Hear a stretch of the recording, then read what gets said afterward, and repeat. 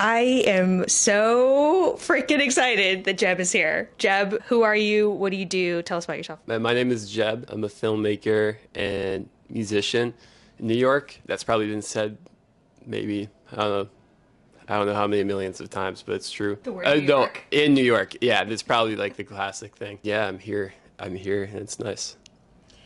I first became aware of you when I found your 15-second films account. That captivated me first, and then just you, your energy, your brand, your look, the creative vibrance that just rolls off you in like a tidal wave. So that was the second thing that captivated me. Tell us about 15-second films, but also I want to hear your origin story as an artist and like how you do what you do and just seemingly tirelessly creative. Cool. So I guess I'll start with the 15-second film. That I started that around probably a speck longer than a year ago now. I made a video here in the city. I was still going to school at Temple University, and a company, I didn't know of any of the kind of short form companies that were here, but they reached out, Fallen Media reached out, and they were like, "Do you want to do a show?" I was like, "Oh, I didn't know this was a thing." And pretty quickly, I was like, I just came up with this idea. It kind of just was like opened my eyes. I was like, "Oh, I mean, maybe actually a show would be cool." And I've always loved filmmaking, so I was like, "Okay." That came pretty quickly. It was like, that's the one. And then I got my friends together and I shot it, and they were like, it kept doing really well, and I moved in with, I started this junior year of college in the end of the year, and then that summer I moved to New York and it developed it with my friends, and we subletted in this place, and I moved in with my friend Becca, who we didn't know almost at all at the time. And we kind of all worked together to figure out what the best way was. And now it's been just doing really well. And we get to make a movie every week or two, which is awesome. So we get to be on set in miniature, and it feels like making a film every time. And you're sponsored by a company. Yeah, Fallen Media produces the show. Got it. Yeah, it's nice because they let me have completely creative thing, and they kind of are like just like a Rolodex of people and ways to make it get out there, which is great. So how long have you been doing this show and how long before it started to take off? So I think the good thing about it is I've been doing social media a long time, like just prior with my own videos, and they're all skits and stuff like that. But this one, we posted it and it immediately just like went crazy. Wow. But actually I messed up. I even messed up the post. I had to repost it, and it was like, I know it was bad, and I redid it and it still performed really well. And I was like, okay, the first shoot we ever did, I felt like there's something really special because we got this random guy that was sitting in Philly. The first one was in Philly. And when he was directing it and it kind of started to flow, we're like, oh, this is like amazing gold stuff. So that essence, I was like, oh, we have something crazy. Struck gold. Yeah, it's cool. That's amazing. So from day one, successful. Yes, which is sometimes lucky because I've been doing it for so long, but this one for some reason just did so well off the bat that it was like, thankfully, because then we put all of our energy into it and it's still going. So, because sometimes if you do something and you do 5 episodes, you might move on to the next if it's not doing good. I love that. I'm really excited because Instagram's starting their new series feature. Oh. And I'm releasing all of my short films ever Get out as of here. series, as little 1-minute clips. No way. Verticals, we're coming for you. Wait, this is, I don't know about this. Breaking news here. Yeah. Wait, so what is it? So, you know how you have reels? Yes. This is a dedicated series feature. So it'll be like you have stories, grid, reels. This is going to be series. So it's a new category. What? On your like actual page? Correct. Oh. And right now it's select creators, but pretty soon it's going to be everybody. I'm like, bitch, why didn't you? Yeah, were you selected or what? No, not selected. Weird, okay. Yeah, literally I'm a TV independent showrunner, like Yeah, right. you would think. But anyway, so... Can you like see it on certain people's things already? Yes. What? Yes. So when it comes, you're going to be able to think of it as highlighted stories, but for videos. Oh, wow. So you can categorize? Yeah, you could have like 15-second films, and then another series could be Jeb's weird world of jokes or whatever. Whoa. Wow, that's awesome. Because I've always struggled with like trying to... It feels it feels fake. It feels like I'm like, how do I not know this? Like I'm punking you right now? Yeah, but no, I guess that's insane. Because, like, it's perfect. Because, like, damn, I do music, films, and all these other things. And I always have this horrible OCD about categorizing. Yeah, I'm kind of counting on that to boost my Oh, yeah. my short films and do vertical edits of them and start to get them out that way. Because I've just been sitting on them. Like I'm not a kind of a YouTube kind of person or persona. Yeah. You know, I'm not a Curry Barker. Yeah. I'm more of like a make something really special and then give it like a picture frame and like Right, yeah, a yeah, rollout, yeah. you know, Yeah, which package. yeah, exactly, more Yeah. packaged, more curated, but that has not necessarily served me well. It's funny because you could put so much time into, like, a really cool rollout curation, and then it's just, like, kind of flicked through if there's, like, 2 seconds of black screen. You know? How do you reconcile that? I don't know. I mean, like, well, what I think I've figured out is that maybe I don't know if I figured it out, but I see especially more and more that people that are just doing like being completely not even having any filters or edit, even like anything, like just face to camera stuff, and even if it's low quality visually or audio wise, I don't know why recently, but it's been really doing well. And just like talking to a camera with like literally a quality that's not an iPhone. It's so weird. It's because it's like novel, because it stands out more when stuff looks like it's very novice or something. But like combining that with the higher quality stuff is cool. Yo, you just explained to me why I saw an interview with like Hollywood Reporter and they were switching the camera to a very bad quality one. Oh, totally. Yeah. I was like, oh, it's Hollywood Reporter. Like, where's their budget on this? No, it was intentional for the algorithm. Oh my God, that's insane. Yeah, they must know what they're doing. Yeah, because especially even with like when Timothy Chalamet did that Marty Supreme thing on Zoom, like you want to talk about where he's just like describing the advertising campaign in a meeting and posted it. It's just really funny, and that did so well. Yes, he's sort of stock is falling, perhaps, but Oh God, yes, disaster on Chalamet. a bit, yeah. I mean, I think Kelly. What do you think? What happened to him? Ballet comment really did him in a bit. What happened to him? He basically. I mean, I'm gonna Nothing tap happened. that. He's alive. Well, he didn't win the Oscars. What Oh yeah, of course. happened? He started dating the Kardashian. I guess he's the different version of whatever 4 years was it 4 years ago? What was he doing 4 years ago? Call Me by Your Yeah, Name. Call Me by Your Name. It's pretty insane from then to now. Who knows? Yeah, and he said that opera and ballet were dying. Oh, that's right. In theater, right? Or Just something? opera and ballet. I just think if you're very rich, you're automatically, and you're a celebrity, you're automatically in a leadership role. Yeah, yeah. And so you want to demonstrate kindness and leadership Yeah, and to- not shitting on the underdog, you know? Yeah, to like, especially I feel like it's the theater and ballet and all those physical art forms are like more important than ever. Tell me more. Well, I actually love dancing. Oh, well, here's the problem. I like dancing a lot, but I'm really like self-conscious when I dance real like there was, for example, I recently just picked up an amp from Facebook Marketplace. And I'm not even kidding. So this guy sent me a message. I was going through it with him, and first of all, I'm just like super really paranoid about everything. And I was like going through it, and every time I get something from someone online, I think they're a psychopath. Yeah, for sure. That like, but I really start to like believe it. I don't know why, but then he said something like, because we drove out all the way to like the middle of nowhere, New York, out there, and there was he sent me a message that said, "Just dance when you get to my door." I'm like, how does he know this? Because I used to do these TikTok. I used to knock on doors on TikTok and dance. And then I would dance in front of their door. And it did really well. And I was actually paying rent, like beyond rent, for a few months on TikTok just because I was dancing. So I was a professional dancer. You were a male dancer. Yeah, I was professional dancing.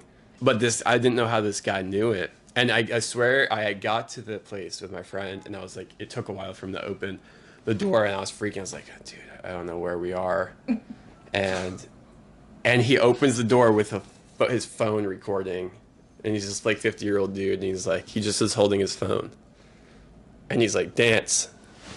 Yeah, this is yesterday, and it was insane. Why and did he say that? Because did he know you were the dance guy? Yeah. I figured it out. He somehow found it. I guess maybe it was attached to my Facebook page. I don't know how. I don't use Facebook, but maybe it double posted. Anyway, that goes back. I think I love dancing, and I think it's the most instant form of expression.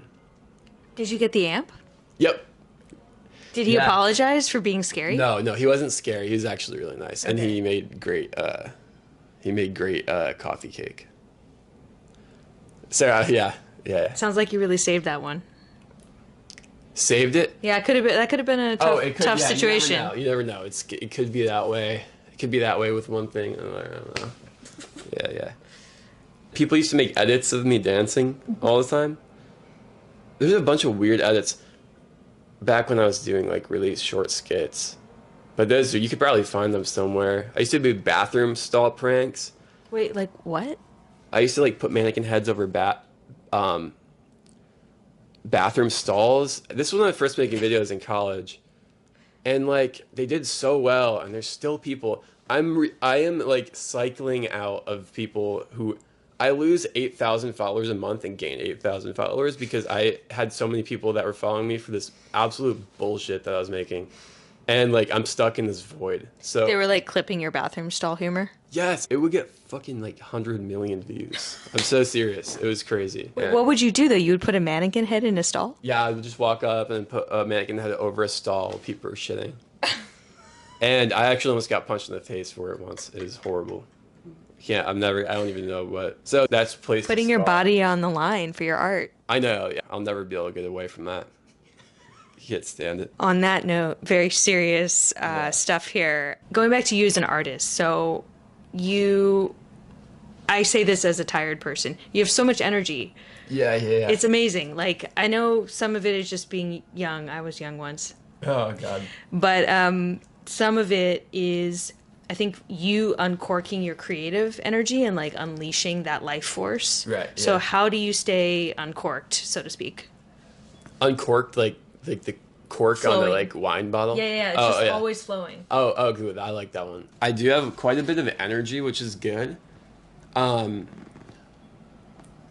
Like, I can usually run all day, and I'm fine.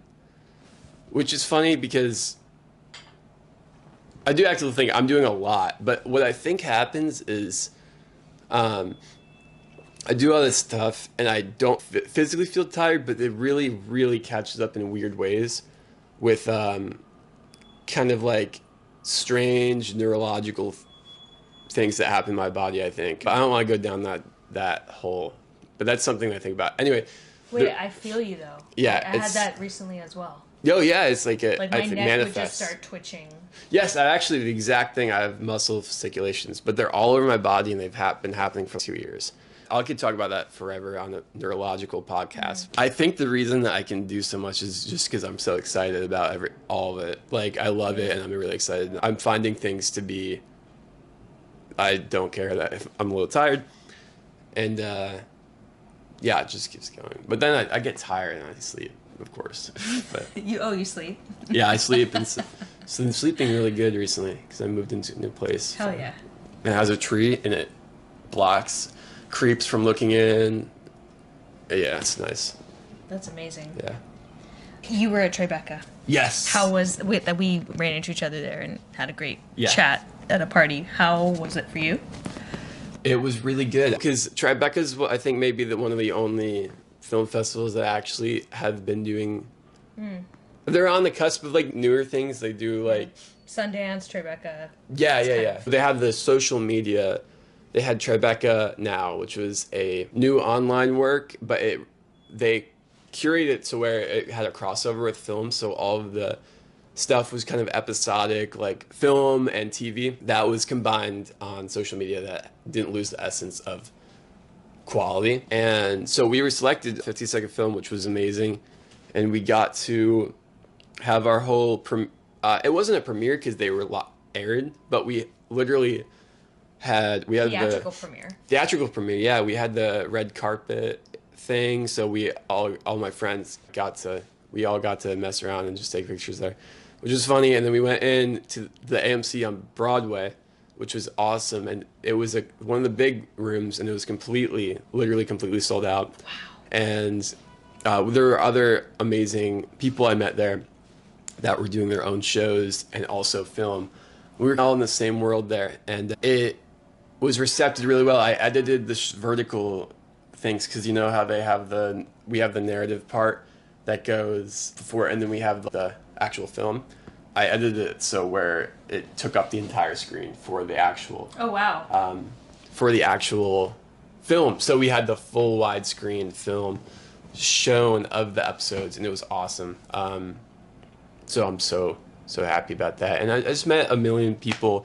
Gets ran into you at that party. Went to some weird parties and felt anxious and awkward, and stood in corners. Yeah. Amazing. And has anything come out of that? I mean, other than an incredible feather in your cap, did you get any, did an agent be like, I want to represent you? Or... Well, I think a lot of the things that happened we're all kind of the good thing about stuff like that is because I don't know what I'm saying right now. The good thing about that is when somebody sees, it's kind of funny how it works, just like spectacle. But when somebody sees that you're in Tribeca for something, it kind of validates it for everybody. And you haven't changed. You're literally are doing nothing different. Nothing different. Yeah.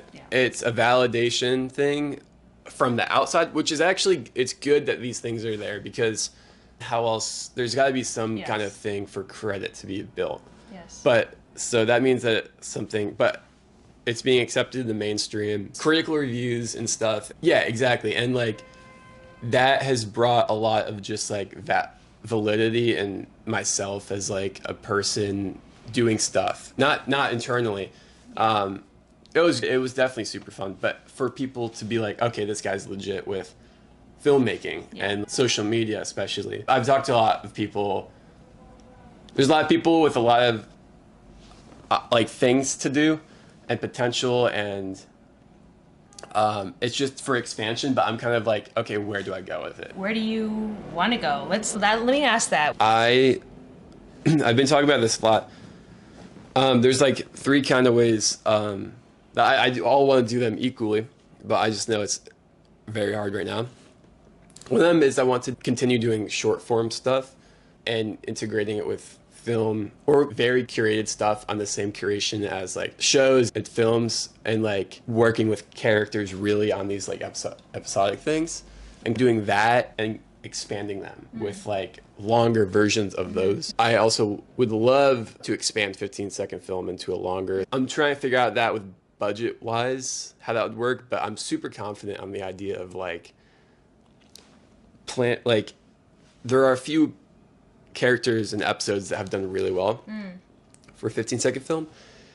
So it's really hard to choose. I can't really even have, I don't know. We just had Dax Flame, his a comedian, an actor, and he's really hilarious. But he just did one that was so funny. That hasn't been out yet. So that one might be my favorite. But performance-wise, analytical performance, whatever, the people who have performed really well, they are just really good episodes, and it's proof that there's a large audience that likes these people's just personality, who would watch a whole 45-minute version of it with a 10-minute long film and going more into their life. And they get to cast people, they get to write a script, they get to produce an entire real short film. So I would love to do that. That is, if the budget allows, and it has a built-in advertising engine with the short form show that would push traffic to the longer form show. I'm writing 2 feature films right now. I'm bullet pointing them that I've been thinking for so long, because just bullet pointing things and getting it in my head, and then I write pretty quick. Yeah, same. Yeah, it's gotta figure it. And I'd say think for 90, write for 10. I think that's, yeah, exactly. I think that's what it is. And so I'm in the process with that with 2 things. And I'm not ready to do a feature, produce it yet, but I definitely could get the story down. And I'd love to, an excitement to do that. So, and in that time, before that happens, I'm writing some quick, really character-focused intense shorts that I'm going to combine with like a weird kind of social media feel to it. And I'm making a lot of music. So that's all that I'm doing. It's amazing. And I think one of the things that's extraordinary about you, because I remember being as young as you were and having all of this creative ideas and energy, and just my confidence was like beneath the floor. So I did not have the ability to go out into the world and plug into the systems and people and larger world. And I think that was the main thing that really set me against working towards my creative expression. So it just is so cool that you have the sort of the self-esteem to just jump and engage and plug into people. Yeah, I think I appreciate that. I think it's easy, especially honestly with social media. I'm lucky that I've been doing it for a long time, just because it's really hard to get into it now. It's more embarrassing to get into it, whatever, if you're just starting. The reason I brought that up is because the social media is a weird means to being like, okay, this is being approved in some weird way, which is bad also. But I think one of the reasons that I'm not confident in a lot of the other things in my life, being like a regular, like being a functional, like I get embarrassed looking at a map. I get embarrassed doing really, really normal things, which is funny, and I'm not confident in that. But I am really confident in my creative ideas, and that's like just something that's been around. And of course, I have self-doubts with whatever creative thing I'm doing. I'm very critical about it, but I'm really like confident in the truth of it and the underlying, like, okay, I know there's something here.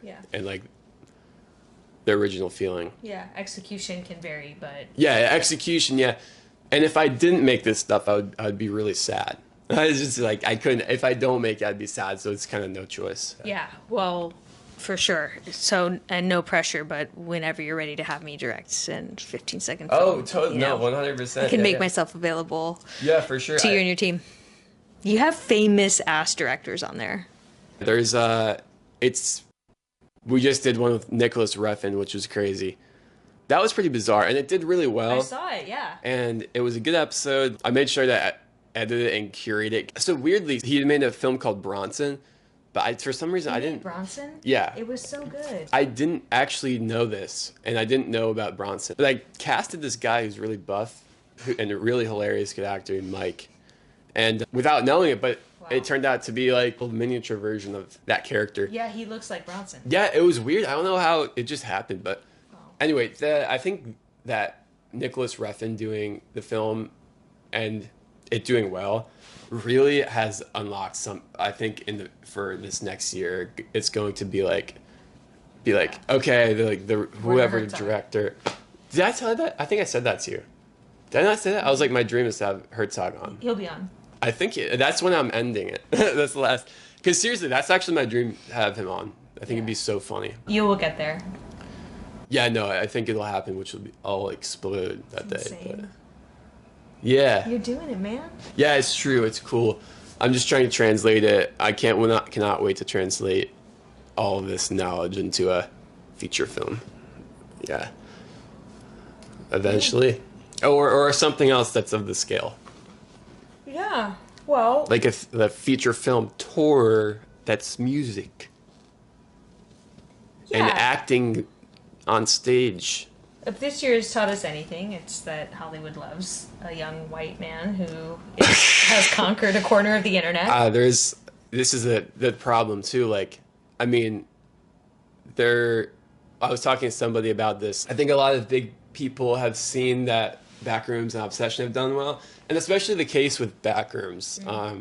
Because he had no film experience whatsoever. Right. Kane is really like a super talented person and like artist. Like he says it's a community, and the reason that there was so much behind it already was the built-in community. But a lot of people are sharking at the idea of like, okay, we just need to get this adapt this IP that has a bunch of people behind it or a lot of views on this one video, and without like really thinking about it. And I guarantee you within the next 2 years we're going to see, so you already see it being like in production, but there's so many like internet native things that are being adapted. And it's like I guarantee a majority of these like people are not gonna. It's gonna be like maybe who knows? That's not what I'm saying. But the reasoning for them adapting it is to make as much money as these other people have made, and it's not going to come authentic. But I like the backrooms thing was totally authentic. It was like one of the first of its kind. Everything was cool about it, but everyone's going to try to copy it and be like, ugh.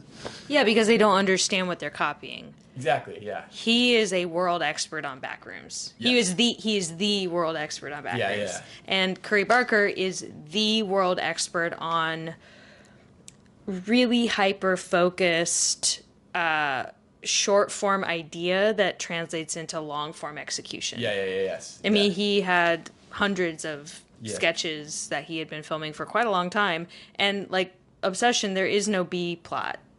No, it's a sketch turned into a movie. It is, and it really hit. Like it's every piece is killer. And he was exactly at the intersection of something that is kind of cool and funny, but also horror. Yes, yeah. So it was the perfect formula. It was the perfect formula, and I mean, he just must have known it. But like, my fear, this is the fear I have, is I know for a fact like what I want to make probably wouldn't be as marketable as like something. That's the majority of things, like not close to as marketable as 15-second film or anything, but I'm scared to get swallowed up in the wave of adaptations that are on the way of things and kind of get lost in like, oh, this is another, within however many years of whatever, this is just like another one of the internet people. And it's scary because like I'm confident in my stuff, but there's some like cliche now that happens like, oh, this internet, but so far it's been positive, but who knows if like, who knows what comes out. I think we're pretty far from people shitting on the cliche. Yeah, it's so new. It's so new. We're literally in the middle of almost 300 million mark that Obsession hit. Oh, I literally think it's worldwide 450 million. Okay, yeah. It's so insane. We're a long way from a backlash, I think. Yeah, totally. And also your shit is good, so thank you, I appreciate it. Yeah, like whatever idea, I mean, I could totally see some new, like redefining what a musical hybrid is, like right. Music plus cinema and how that might look in the future, or redefining the music video. Yeah. Like that's you know? Yeah, I did a music video that, I don't know if you've seen it, I can send it to you. It's for my song Endorphin Orphan. It was people have done this before, I'm sure, but it was a short film, like narrative short film, but it was introduced as a talk show and just a film on its own, and then it turned into the music video. The music was a secondary aspect of the actual thing. It was filmed first, probably, but yeah. Sick. So okay, first of all, where can people find you and your show, and then tell us maybe what to look out for in the future? My show is called 15-Second Film. It's just 15-Second Film on all the platforms, and we think there's some cool people that have done some write-ups about it too that are interesting if you want to know more about the origins or whatever. The press. And my personal stuff, I usually go as World of Jeb, like on Instagram and that. And for my music, it's Sound of Jeb. Sometimes I'm like, what the hell did I do to myself? I put myself in this loop, and then my name is just Jeb McCormick. If you want to reach out to me for something weird, you can look at it in my Instagram. Am I correct that there's merch with your face on it? Oh yeah, that's funny. So yeah, there's a hat with my face on it, which seems like the most narcissistic thing in the world. And that's probably why I actually stopped wearing it. I would wear it a lot, but I felt self-conscious. But I have this idea of doing I want to revive I originally had this idea for this brand, and people were buying my hats. Like people were buying the hats with my face on it, and like sending me random people send me pictures of it. It ended up people see it out in the wild and send me pictures like, what the hell? But I kind of gave up on it. But now that I'm thinking about it, I got to revive it, because what I want to do is have a system where people can upload their friends' faces on the hat or their own, and they could Hell yeah. like, yeah. And I think I might be at the spot where I could find a manufacturer that can make it happen in New York really quick. Yeah. Because I really think it's funny. Yeah, and then it can be the logo is just your little teeny face in the bottom. Yeah, exactly. But that's another thing I want to do. So I'm going to be swallowed up. The last thing I was going to do is go to physical live stuff. Like, that's what's changed my life, I think. Just showing up. Yeah. Doing and putting on live things. Yeah. And even that there's like 100 people, 50 people, 5. Like, that's what's actually cemented and solidified, like, what I do as real, and like actually set out the, like, real last thing. Yeah. I did a film festival here in New York, like in 2024, at a place called Rogue. They let me host it there. It was my film festival I made called Parasite Film Fest, and it was like the first social media film festival. I really think it might have been the first. I might be wrong and being too confident. But that allowed me to have really, like, grow roots in New York, to be honest. I met my roommate who I moved in with last year. So that was, and there was like 100 people there, but it was great. And that's what it is. Yeah, in a world where digital is overtaking everything, I think I had a dream with like AI images the other night, and I was like, it's too much. I don't want to think. You know, we are starting to think in digital. The in-person is everything. And that's why I was so happy that you wanted to come on the podcast in person, because like, I have an energetic imprint of you now, and like, I'm the better for it. Exactly. Yeah. You know, my whole body, I'm like alive. I'm more alive now. Right. Yeah. From being in person. So. Yeah, and you remember that if you remember when you see your favorite musician, it's really imprints. Yeah. So. The people you talk to. That. Get outside. Show up. Do your own events. Make your own events. Show up to Jeb's events, and when he plays music, you better be there. Thank you, Jeb, for all of your contributions to the world. Thank you. I hope I'm doing something. Well, everyone follow Jeb right now. Follow World of Jeb for all of his filmmaking endeavors and original work. And follow 15 Second Film for the 15 Second Films, because one of these days very soon, you may see me directing for 15 Second Film. 100%. Thank you, everybody. This marks our 2-year anniversary. It's great to have closed out in this fashion. I don't know if I'm going to do more episodes. TBD. We're both really freaking busy. I know, right?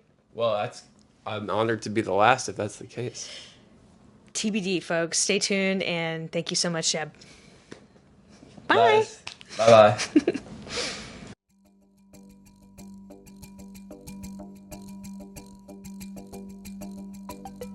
The Vermilion Podcast is sponsored by Vermilion, a home for artists. We offer classes, coaching, and community for creatives and innovators in the arts. If you're ready to find your voice and build the life of your dreams, we're here to support you every step of the way. Check out clubvermilion.com and schedule a free call today.